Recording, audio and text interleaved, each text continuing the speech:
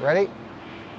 Now before we take the Magicycle Cruiser for its first ride, I want to show you around the bike a little bit, show some of the specifications, and in particular 3 huge metrics that I think are the selling point for this bike. And first off is the styling. Look at this thing. Come around and take a look at this. It looks gorgeous. It's chunky. It's got the big Kendra tires on it. Really nice fat tire bike, big disc brakes, and overall a really, really nice style bike. It even has this little accessory strap back here so you can put some things on this factory little plate. So many included accessories here, and I think the big story is the accessories, the kit for the price. This is a huge, huge, huge value here because I'm just going to read some specs off to you.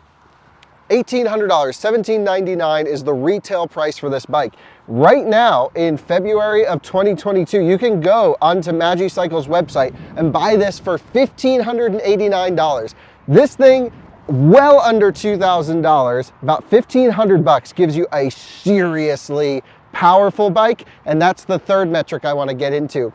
This motor is insane. It's a 1140 watt peak motor, about 750 watt continuous.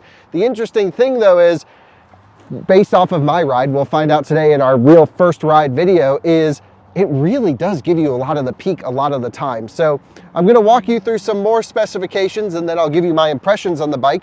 First thing is it has, of course, the pedal assist functionality. It has 12 cadence sensors, 12 magnets for the cadence sensor in the pedal. So as you're pedaling, you can go through. There's also 7 levels on this beautiful digital display. So you can see it has 4.5 miles on it. I have an in pedal assist 1 right now. We're gonna try all the different pedal assists as we ride. I'll share my opinion on it. 18-inch frame here, and some other big things you get with Magicycle that I think are really interesting. For example, you get a 15-day free trial. They'll send you the bike after 15 days. If you happen to not like it for whatever reason, you can send it back. That's confidence in their bike. Secondly, you get a 2-year warranty, more confidence in their bike. On any electrical components here, totally warranted for 2 years. It has a fast charger. I believe it's a 3-amp fast charger, and it actually has a little fan cooling in the charger for this bike. It's one of the only e-bikes we've tested with actual cooling. You can also see the battery display right here on the battery pack. So if you happen to have it, where you want to check, you can check full or empty. Of course, here on the display, you can actually see your exact state of charge. We're at 84% state of charge right now. I typically recommend not leaving them full charged for long periods of time. And so it's a 15 amp hour, 52 volt battery pack. They claim 3 to 5 hours of fast charging. And then range, of course, we're going to run this through our own range testing. We're going to be range testing every bike, but they're saying that this thing can go up to 55 miles on one charge, which is really interesting. So they say about 30 to 55, and that's going to depend on your pedal assistance, how much mechanical effort you're putting in with your own legs versus pedaling. Of course, the display is wonderful. And overall, I think, there's so many positives to this bike. We will be comparing this to actually some other fat tire e-bikes that we have from Rad Power Bikes and others. And I gotta say, I think this one, at least it's the one everyone in the office wants to ride. And I think it's the best looking we have so far. So what do you say we hop on this thing, take it on some of our beautiful bike paths here in Fort Collins, Colorado, and go for a rip. I think I should try that 1100 plus watt peak power.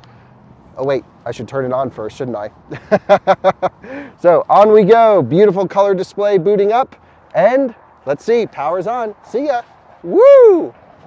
Whoa, this thing moves.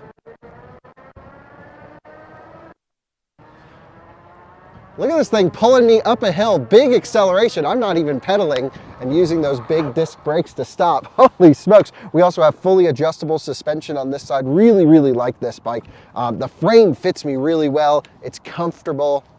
Man, I don't have enough good things to say about this. Not a sponsored video, just impressed. So let's get on the trails. Let's go for a ride. I'm looking forward to it. I do have one and only gripe here, and that is that the brakes, again, factoring the price, it's amazing you already get this much kit, but the brakes are sort of a mechanical and not a hydraulic brake. It means you just need to sometimes put a little bit more effort into it, but there's no lack of braking power. It can stop me just fine. We can, of course, create some braking tests if you guys want to see some of that stuff, some standardized things. But let's go hop on this trail, go over the bridge by our office, and explore a little bit using the Magicycle. See ya, this thing rips. Well, we're out for a cruise on some beautiful winter day. You can see we have snow here, but it's about 50 degrees Fahrenheit outside. And I have to say, first off, the first thing I noticed is the ride comfort on this bike is unbelievable. I'm hitting these big potholes, these big bumps, and between the fat tire, you're able to run a little bit lower air pressure, plus having this great upfront suspension. It's really good. The other thing I can't get over is just the power. You put your foot down, or twist your hand, I should say, and it absolutely rips. Really, really nice. I want to talk about the pedal assist. So there's 12 cadence sensors as we ride through a little bit of water here, a little snow melt. The fender's working to keep me dry. Look at that. That was a wonderful use case of these things. Nice fat fenders for a fat bike. The way I've been riding this bike is actually in pedal assist 0, which is me mechanically pedaling like this, of course, and it's got really nice chunky pedals, and then twisting the throttle when I need more. And one of the downsides to having a sort of an electric bike regulated for the US market as a class 2 or class 3 e-bike is when you drive it in this particular setting, ride it in this setting, it can only go up to 20 miles an hour with assistance. So for example, when I'm cruising along like this with 0 pedal assist and I actually want to give it some more juice past 20, it actually won't do that. Thankfully though, there's this beautiful plus and minus switch right on the left side by my left thumb. And what I can do there is actually increase the level of pedal assist. And forgive some of the camera work here. But what you can do is actually increase the level of pedal assist. And there's 7 levels, which is way more than your average. Typical bikes have anywhere between 3 and 5. And when I put this thing in 7, it means that when I pedal, it will assist me all the way to 28 miles an hour. And there's, like I mentioned, 12 different cadence sensors inside the pedal that will help figure out when I'm pedaling and when I need assistance. There is a big downside here with this system though, using pedal assistance. It's very hard to cruise at a set speed unless you dial in the exact level you want.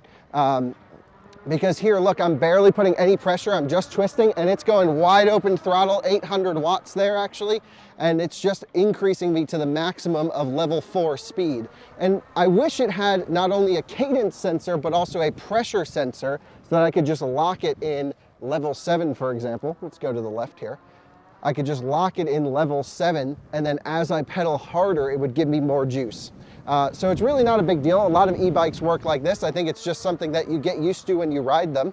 For the most part though, again, under 20 miles an hour, we have pretty strict speed limits around here. I've just been pedaling manually and then assisting with the twist throttle. Very responsive twist throttle here, and I've been pretty impressed overall with the rideability of this bike and also everything around. So the first ride is proving to be really, really unbelievably good. It's also proving to be unbelievably comfortable and really good range. So let me just cut in front of the camera here. Woohoo! And we can end our little first ride right here. Just a fun little experience out for a blast on the Magicycle 52-volt cruiser. Wonderful technology here, beautiful headlight, beautiful taillight. You can see even when I hit the taillight during the day, it's so bright, it even comes up that I can see it here. Really, really wonderful. Pretty good braking system, and again, the value for money is great. I really have almost nothing negative to say about this bike. And you know, if I was out there buying my bike with my hard-earned money, I have to say Magicycle sent us this for review. A big thanks to them. 100%, I think this is the one I would put in my garage first. It's just wonderfully shaped, a wonderful rider, really good supporting hardware, and when you factor in the price being way cheaper than its competitors, you really can't go wrong. So I'm gonna go ride this around on this beautiful day a little bit more. It's wonderful having this warm of weather and snow on the ground. We don't get this very often. And I'll see you on the next one. Full throttle. Woo!